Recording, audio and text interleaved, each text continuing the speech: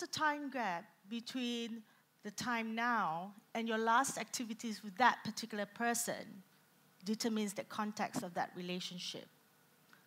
That calls for different ways, different strategies to manage that relationship.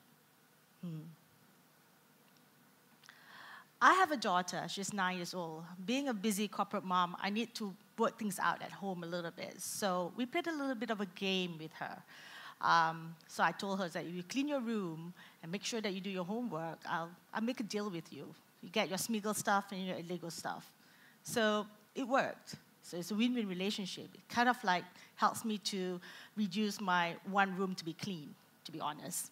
So a game well planned and well structured is a win-win relationship. It's no different than in a corporate world, to be honest. We also play about the similar game. Most of the management, the bosses, the shareholders, the owners are saying that you got to build the business, increase the revenue, build more traction, more sales, and we work on marketing campaigns, marketing mix strategy in order to build that long-lasting relationship with the customers. Ultimately, we want the customers to be happy, customers to come over to your shop and shop more, okay? So I was in several loyalty programs for a few airlines. Now I'm in a fintech, also in a loyalty. So one particular challenge that I had was to unlock sleeping members. I had this challenge when I had about 2 million members, okay? And 75% are sleeping. When I say sleeping, is they're not interacting at all with this program. From a program perspective, it's really bad. Like, that means they're not interacting with you. There's no life at all to the program. So what we did is that we had to up the game and change a little bit of our game plan to get it more interactive, to get it more engaged. So for all of you already, I'm sure all of you are basically members of a loyalty program, but who are not, it's just a simple definition about loyalty program from my perspective. It's just a structured program, actually, developed by the business owners to create some stickiness level to the customers to come and shop more to you, to your shop. And from a customer's perspective, they got rewards. They got something out of it. So in a nutshell, what's in it for the business definitely is transactional. They got the spend, and the most important here is consumer data. Ka-ching! This is where the consumer is making the money for the program. So what do the customers gain at the end of the day? Of course, they got the items, happily going home with the items, and they got the rewards. They got all the points they got all the little stamp that you got in the cards, and they got recognition if the program actually builds that way.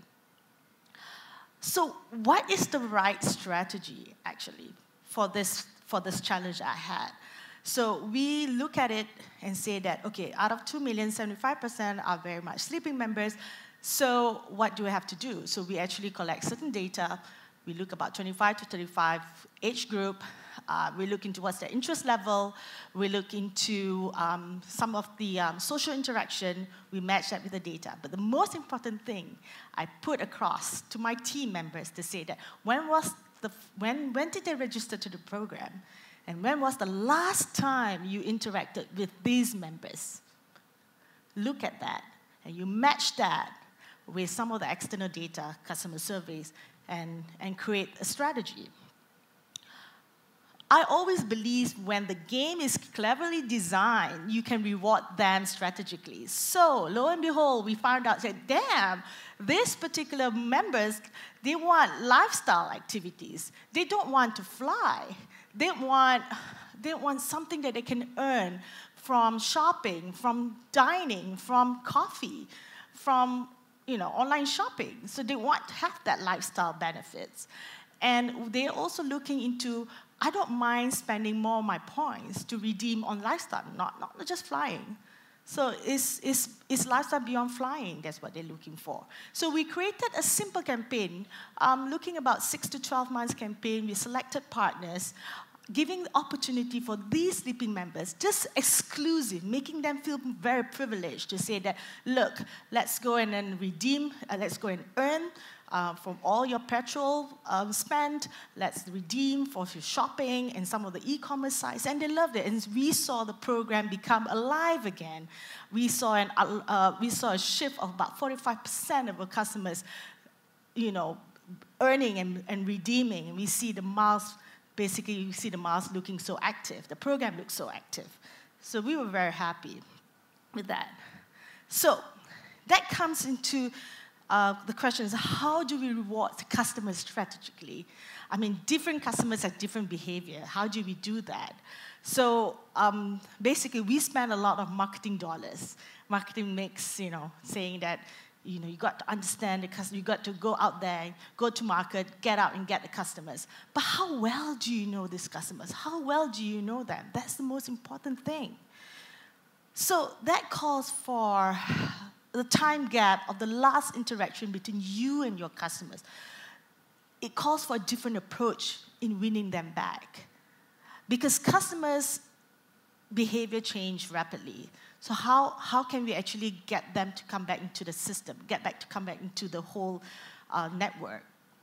So how do you address the customers who have not been in your shop for 2 years? How do you address the customers who have forgotten about you for the last 20 years? How do we do that? So for me, I look at it this way. I like the diplomatic approach. For example, when a customer who has been with you for more than 2 years and have not come to the shop for 2 years, you wouldn't want to send an email, hi. He said, I haven't seen you for a while. Yeah, 2 years, haven't seen you for a while. Come back, So you don't do that approach. You just change that. You just say that, hey, do a little bit of research on who are these customers. What was the last purchase they did?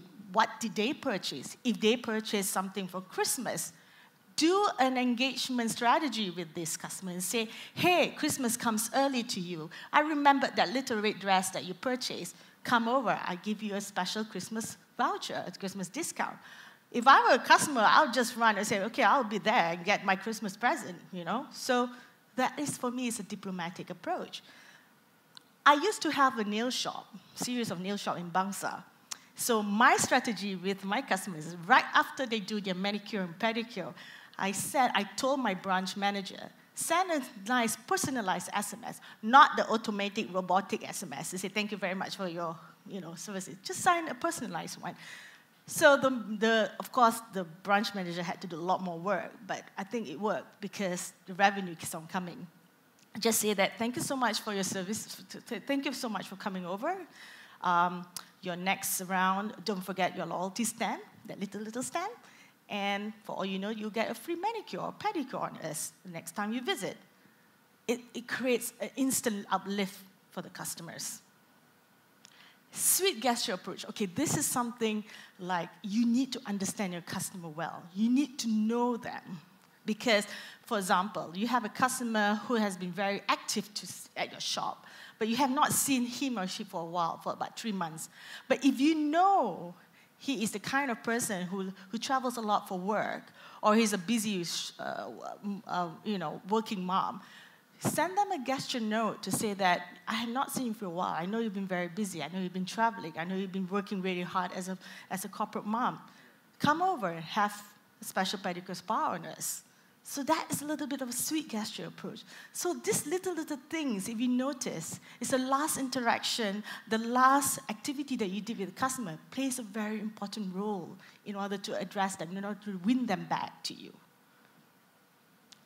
So in a nutshell, basically understand that time gap. I mean, to be honest, if you actually approach them in a different way, you're probably going to make them upset or frustrated with you and say like, what?